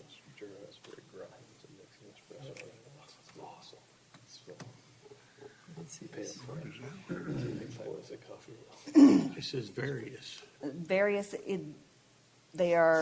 they say various in road names, but then they also mention Kreuzberg. Already dangerous without added traffic. I don't know if there's anything that. Was this because of a recommendation put forth earlier about a bridge across the Guadalupe? Is that what that Possibly. means? I don't know. I honestly don't know. A lot of, or sometimes the public comments would have been in response to someone else's suggestions. Right. But I can't directly link them because there can't were link them. two separate entries. This I one- don't know which this- one they're referring to. This person is asking for a turning lane, so. There ain't enough road there. On the Kritzberg one, the number 48? Oh, it's a different one? Oops. Mhm. I was looking It could up be there. that Cordillera connects See, back here, in that's there what- also. Yeah, Yes. there's the back gate to Cordillera on Uh-oh, Kritzberg. sorry. I flipped too much. What are they suggesting on Kreutzberg Road? Like I said, I don't know. This may have been a Fix it. direct response to another. Fix it? Not specific at all. It's just- Probably was, to that bridge. It's a I think dangerous road. someone It who is a little was on the bit sketchy, committee but- suggested a bridge that connects Kreisberg to 473 or something. Correct. 3351. 3351. That's where that one came Okay, yeah, so this is a response to that. So do we would just want to say NA? for I this? think so. What's the name of the road on that? Thomas Road? Thomas Road. Yeah. Last one, wearing welfare. Usually an event, this is right at the Don Strange Ranch. The commenter says there's usually an event that causes congestion at this location. Event and holiday traffic not given sufficient signage as to where the correct entrance for Don Strange Ranch is located, creating confusion among non-local drivers with possible safety concerns and accident concerns. Is that a county or city or public? No, is that- that's a county road, and this is, they have a Christmas lights event sometimes, and sometimes they have a bike event headquarters there. And I don't think these are transportation issues, they're logistics issues related to how they conduct their stuff. Personal So- business, right. Hmm? This is how they get folks in asking there. for Yeah. an added That's turn all lane. it is. Oh, So this is a do not include or, I wouldn't include that. okay. does it say add a turn lane there? No. On the additional details Or the other, provided, did you say add turn lane? add turning lane. But that would be a turn lane off the road onto the, 'cause that's a right-hand turn. I can't opine whether it's necessary or not. I'm not familiar with the issue. The special event activity would be solved with adding security. Right, put some cones out and have a guy directing traffic once a year or something. Right. They may not like that activity, possibly. Okay. That's really it. That's it for the non-thoroughfare and non-Fair Oaks automobile comments. Oh, okay. Because remember, we reviewed some other ones, but, All right. So now the fun starts. The next meeting, we have some controversial projects coming forward. We'll have the Fair Oaks Ranch recommendations and begin to Not to see be where we go. dumped in the same pot as controversial. But I will start from, since they will be at the meeting, I will start in the southeastern quadrant. And for everyone, for the definitions, I'm going with the little grid that Bernie kind of naturally has with 46 and I-10. So it's south of Southeast is 46. south of 46 and east of I-10. That's where we'll start after Fair Oaks. Do we have projects to look at, or is Yes. it an open Pretty much conversation? everything, I can assure you, or almost, pretty much everything that is considered controversial or has been ever suggested is on the map. Okay. I There don't are know that- suggestions for that, so we'll get into that Yeah. and carry those forward. I doubt that we will resolve everything at that meeting. I do have a question about the review of controversial projects. I'm curious about the possibility of some form of outreach to landowners or some sort of way of discussing, like when we're talking about greenfield projects, is there a way to get some feedback from landowners about whether or not they're planning on selling in the next 10 years or whether or not they're planning on trying to hold their land forever? Because I think for myself, as someone who's part of a family's owned land in the county for a long time, and maybe for others who have a similar ethic, the intentions of the family members and then the people who own the land might be a pretty important factor in deciding whether or not they support or don't support certain project ideas. So I don't know if that's feasible between now and that next I- meeting, but it's just something that I've been thinking about. Well, I do wonder if it's one of those things where you recommend it to go forward to the next consideration, and then if it comes up for when it gets further down the trail, all affected landowners could be notified. Not, directly, not like an ad in the newspaper, like hope you stumble on this ad, but like something goes to there and say, hey, we'd like to hear your feedback. I mean, one of the flaws with the Kendall Gateway process, they claim they spent all this money on public outreach, but then the people who were opposed to it apparently spent a few $1,000s and hit all the landowners, most of whom had never heard about it. And you're like, really, you spent $1 million on public outreach? We're supposed to be impressed. Here's $3,000 of mailings. That's public outreach. So the question becomes, how do we handle that kind of thing? So it's not just like, oh, they don't know, quick, let's get this through, and bada boom, bada bang, it's on the plan. And they had no warning. Oh, but we put ads in the paper. I don't read the paper. No warning. I do. I didn't see them. No, well, there's that too. There would be another example. But I mean, the point being that if we're going to we're going to talk about controversial topics, and there may be controversial decisions, but trying to be above board as possible. Right.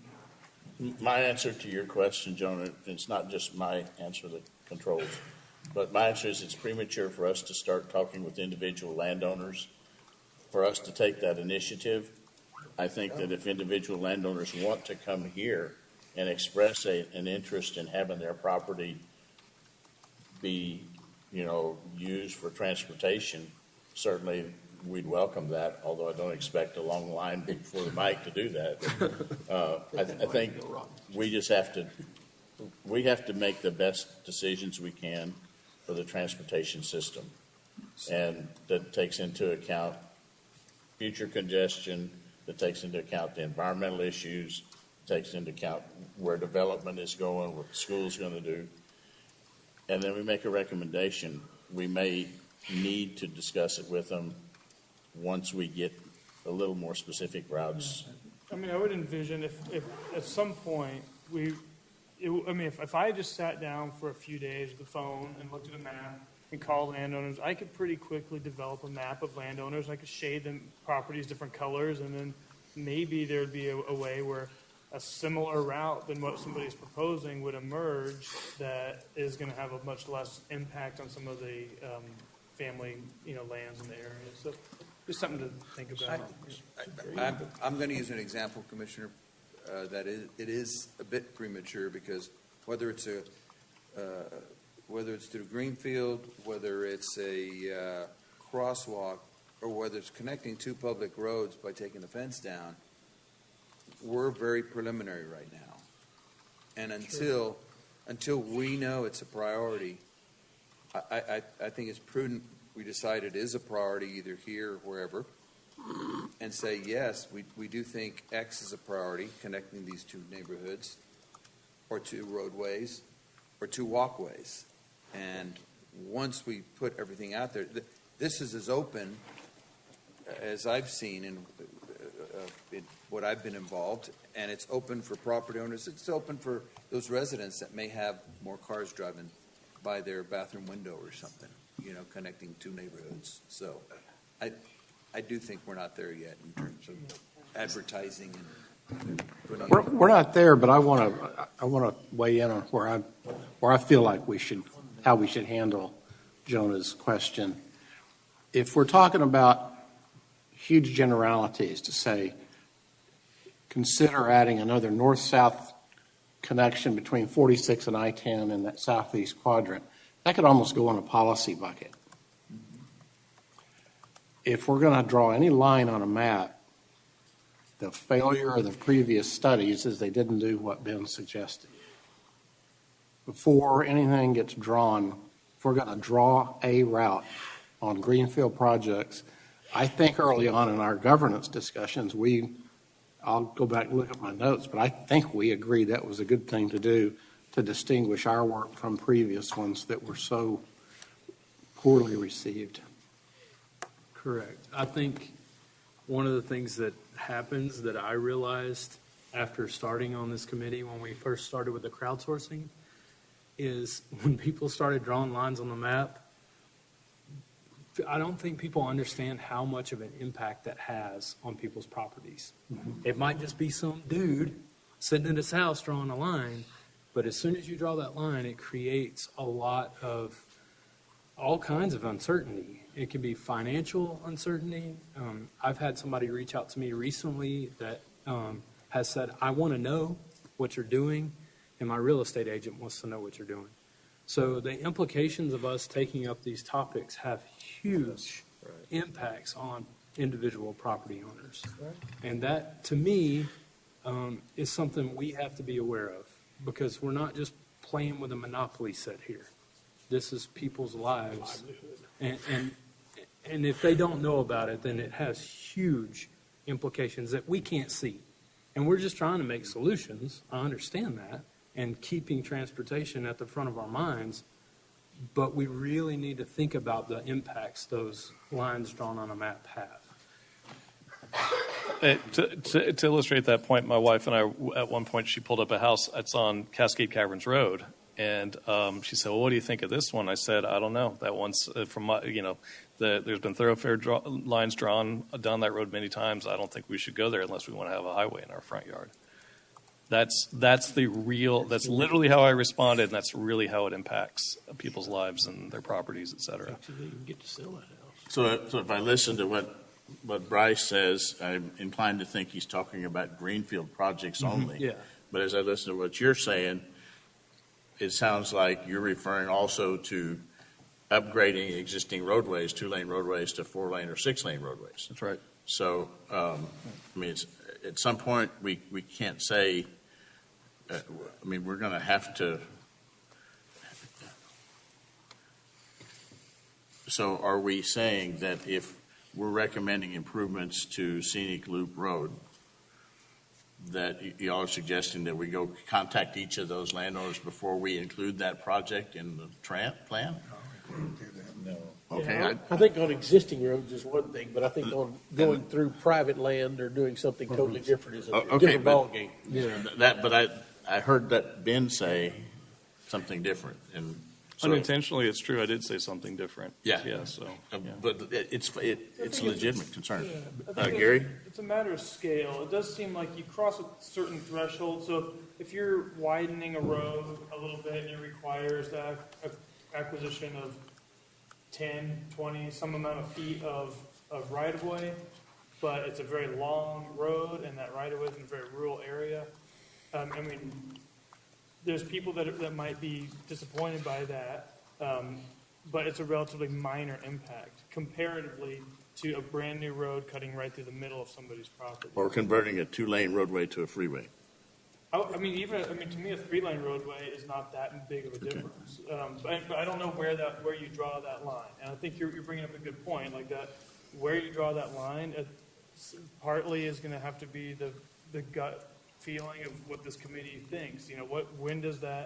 When do we cross the line if this is a really impactful project that's potentially going to really affect people a lot more versus, when is it a smaller one? I don't know. Bryce seems like he's about to.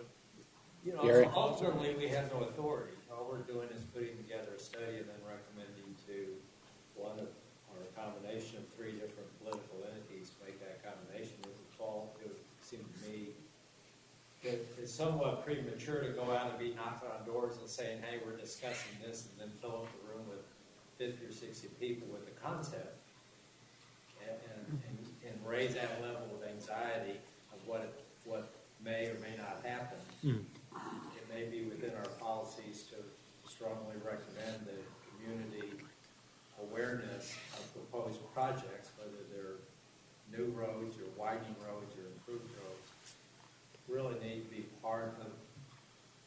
It should be stressed to the entity, whether the entity is City of Bernie or the County of Kendall or the State of Texas, to reach out to those property owners and do a better job of making them aware. But right now, to be going out and say Happy Thanksgiving, we're thinking about doing something in your back pasture. It's really going to ruin Christmas. So maybe our conversation needs to start with define the need. Tell me what the need is for, we made a lot of our recommendations based on the need to improve roads in an area that's going to experience high growth. So if you're going to talk about a new connector between 46 and 10, can you define the need in some concrete fashion? What's not being served well? What's not working well? What kind of loads are there, to John's, language? And what kind of capacity do we need? And talk about it from a perspective of defining the need first, rather than. I think you make an excellent comment. One thing that we have struggled with is traffic counts, and we've chosen not to pursue that for some practical, appropriate reasons. Traffic's been down, but TxDOT has continued to gather traffic data. The city of Bernie has gathered some. And I've spent the last 2 weeks digging through that and assembling it, and some pretty good patterns emerge. And I have a section in the report that deals with that, and I'd like to present that to you at an appropriate time, because there were some surprising things about how, from my standpoint, how little traffic there is right now, particularly the northern ends at 3351 as compared to Herf Road. And we need to look at those traffic numbers, and I think they will drive some of our decisions, and I will bring that to you when we can get to it pretty quick, because I think we're going to have to consider that as we start making the hard, controversial decisions.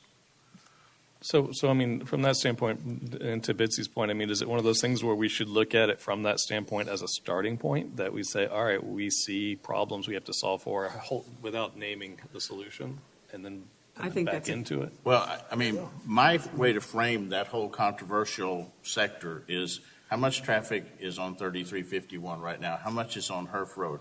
How much is on 46? Okay, and if we didn't do anything other than those three roads, what would they need to be? Okay, now if we put an alternative somewhere between 3351 and Herf Road, what would that do to the loads on 46 and 3351? And would that be a freeway? Would it be a 2-lane roadway? Would it be a 4-lane roadway? It doesn't mean we're committing to it. It means this is what we would do. And so what would that, would that be something we could live with? Can we also add to that what kind of impact there would be by doing what we know needs to be done, and look at that compared to the need, because that's the gap that we would need to fill with a new road. If we can, sure. I mean, I think if we can figure that out, yeah. Don't we have the initial need? Wasn't the initial need to improve the horrible congestion on Main and River and Bandera? That was our defined need, and that was their solution for that defined need. But you mentioned the other day, and I went back to the Gateway study and I looked, and 50% of the traffic coming in from the east and the west, and almost 50% from the south, comes into Bernie, turns around, and goes back out again. Correct. Stays here and goes back to where they came from. Yeah. Yes. And 2% from the west in and back out again. So there's arguably a tremendous need to sort through what that traffic is doing, yes, and how we can better serve that before we start talking about adding capacity. No, I don't disagree with you. And I think if we don't do that, we do the committee's work a disservice if we don't start quantifying some of these things. Okay, we have about 12 minutes left, and I want to just read through about half a dozen what I'll call policy frameworks, and you might want to just write this down. I don't want to debate them or else we'll get hung up, but these are things that I would suggest that we include in our policy recommendation bucket. One would be that we would recommend some wording that runs along the line of the committee would prefer that the community first expand and upgrade existing roads before they implement greenfield projects when other considerations are more or less equal. Okay, that's one. I'm not saying we agree with it. That's just something for you to consider. Second one would be that the county should adopt, at least within the ETJ, a major thoroughfare plan. Right now, the county doesn't have one, and so I think it would help if we did. Third one would be the city and the county should adopt consistent roadway classifications and geometries for right-of-way and roadways. In other words, an arterial in the county should be the same thing an arterial in the city is.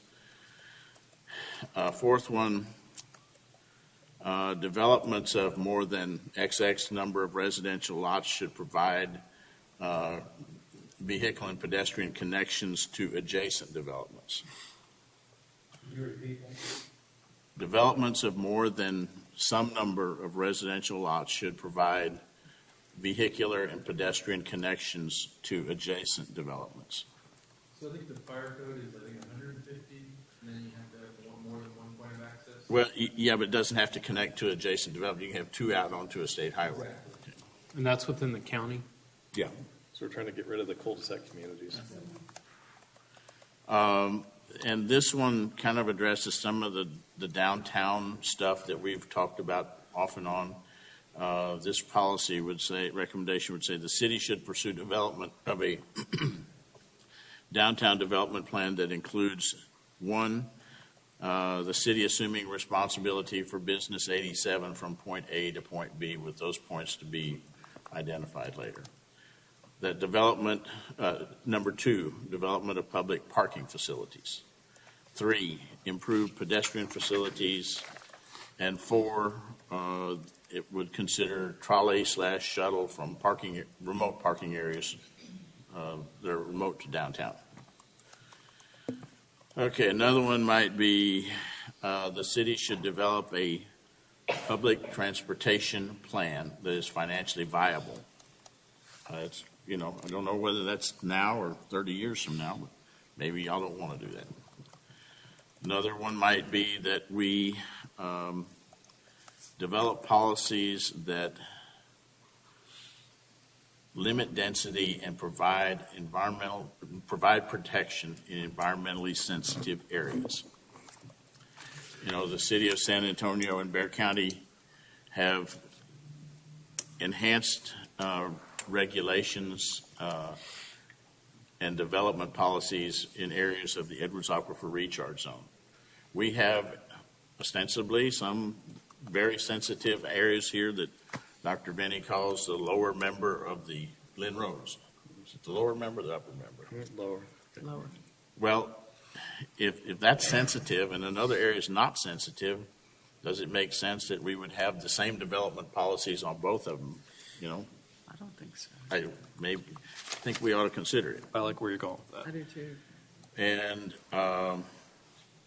well, those are some things that I'd like to flesh out a little bit more. I'd like for y'all to think about those policies. This is not necessarily what I think, but what I've heard the committee say off and on through these comments, through their comments throughout these meetings. But y'all think about that, and let's talk about that some more as we go into future meetings. It's wise to have, they sound like guiding principles. Right. And it's wise to have guiding principles for any recommendation that you make. And it's a beginning list. You guys have all had your own suggestions, and I don't know that we've been capturing them all. So if you didn't hear Don read what was in your mind, then bring it on when we get around to this. And if we're missing one, are we allowed to? Yeah, this is just what I've heard. There was one that I added a while ago, which we would recommend that city policies regarding large big box stores have incorporated a shuttle bus parking spot. Mass transit. Yeah, something like drop that. off or something. Yeah. One was, and we talked about that. I don't know if it was at the subcommittee or I think it was at the committee of either developing policies that require or allow for private participation of development of roadways and infrastructure relating to pedestrians, vehicular traffic. You had one similar, but it's not just within the footprint of a subdivision. It's if there's going to be something the city has on their master plan and the county does the thoroughfare plan, they can go to developer and say, we're either required or allow you to, forcibly or somewhat forcibly, get with a developer and do a one-third. You develop one-third, this owner develops one-third, we'll pay for the middle one-third of development. Or if the city or county want to build it first, you can file a lien on that property. So when they do develop, to get a permit, they have to pay you back for that amount of their third of that major roadway. Some cities do it, some counties, I think, do it. In form of a kind of development agreement or something? Yes, sir. Would it be like a PID? Negative. It can be completely separate from the interior PID of all the requirements that allows you to, a developer to do public or private roadways. But I'll try to find some ordinances similar to that, and maybe that could be done. Sometimes you have to force your way in. Sometimes it benefits the developer, because if they lay out their roadways properly along that major roadway, they get the best bang for their buck, because they only pay for a third of that roadway. But it has to be on a plan somewhere. Okay, come up with some wording, we'll put it in. Okay. See where it That sticks. one, it almost seems like that might be able to dovetail in with the county thoroughfare plan idea. Don, I know we're getting close to time. An idea that I've been thinking about is related to the narrow roads, wide nodes concept, and whether or not it makes sense to have a broad policy, generally encouraging that be an approach to dealing with congestion, is to try to deal with it at those pinch points first before we start addressing the widening of roads. Like, let's really work on the intersections. I have that on my list as well. Okay. And I'll also add something around we always talk about walkability, bikeability. I look at it as micromobility. And I had an interesting conversation at the lunch I attended before this with the people that serve the at-risk community. And there's definitely a need for these other solutions, including public transportation, to be planned for going forward. I will put them on the database for us to go through when we go through all of the committee source recommendations. As a crowdsource entry? That's right, sorry. As a crowdsource entry? As a committee source. I have a separate table of just committee source ideas, including one that Mr. Pratt came up with, that we will go through. I get it. Great. If y'all can write them up, that'd be great. One- I'll take them to your. One final thought before we move into public comment. Marcus Garcia approached me before the meeting. As you recall, we had a committee of Marcus and Tim and who else was it? Ben was on there, I think, about expertise. Yeah. Oh, subject matter expertise. Yeah. So Marcus has some thoughts about a subject matter expert, one of them in particular that I think might be of interest. I've reached out to, and they're working with the city of Fredericksburg, and they're doing the downtown parking analysis that now they're turning into, I think, a grant application. So they basically try to get public funding through grant applications. Who are we talking about? Goodman Corporation. Well, and we sat next to each other at the last meeting, actually, and you were saying something along the lines of they worked with you both on, or worked with the cities both on those parking structures, but also creating those parking structures as hubs for public transportation. Is that right? There's different, I guess, avenues as to how funding that, I can tell you the funding, but public transportation is one. I think it's sort of public transportation in the city of Conroe is the grant application. There's different avenues that they can find out where the funding is. Let's hear from him. Is that general interest of the committee? I'd say yes. Can't be too Okay. smart. Free money. Check some dates down the road, maybe late this year or early next year, I think would be a good time. Okay. And then I've been working with Brad Goodman, and so he's interviewed a couple of folks, and we finally settle on a date. So, Very good. And then Mr. Keene also reached out to me about a gentleman at Bike Texas, I think it's called, and recommended maybe we hear from him about the things they're doing, especially down in McAllen, Texas. They put in extensive trail networks, and apparently it's improving their economic, like they're getting tons of tourist dollars as a result. It's enhancing quality of life, business income, et cetera. I can help with that. I'll tell you later. Okay. We use ICE-T for that, ICE-T funding for that. Probably 90% of all that, what you saw. The guy on the side. Okay, cool. Okay, we're going to skip over any selected discussion of selected sections of the draft report. I haven't received any comments from anybody yet, so I'm going to get 3 more meetings and then I'm going to call it good and say y'all approved it. Just kidding. We're going to move into public comment, second round of public comment. Any folks? Ms. Gearhart, am I right? Yes. All right. Gearhart, no T. Just to address the comments that were made a few moments ago about directly connecting landowners affected.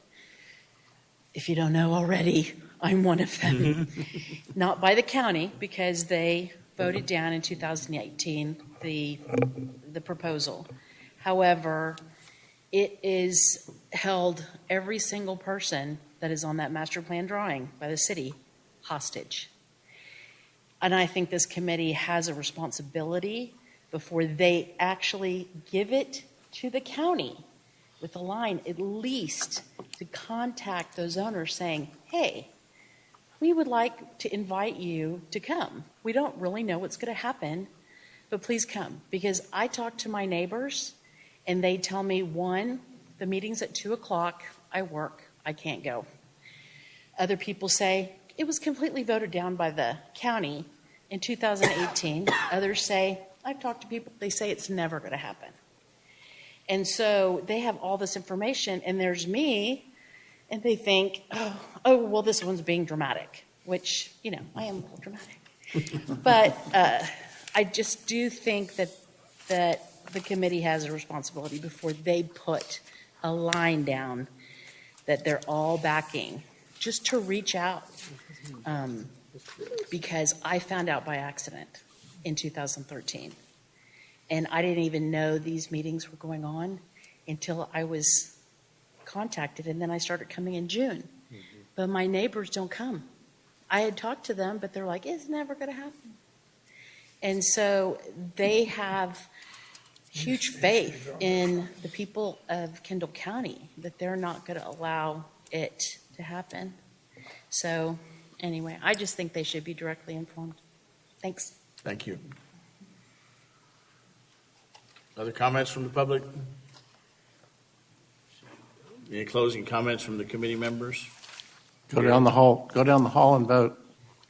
I did it. I'm a sticker. Bryce? No, I'm saying vote. I got my. Oh, say we voted. It was easy enough. It was so easy. Stephen and I did it. Anybody over this way? Got to be easy. All right. Thank you once again to the city of Bernie for accommodating our special day. Yes, thanks a lot. We're adjourned.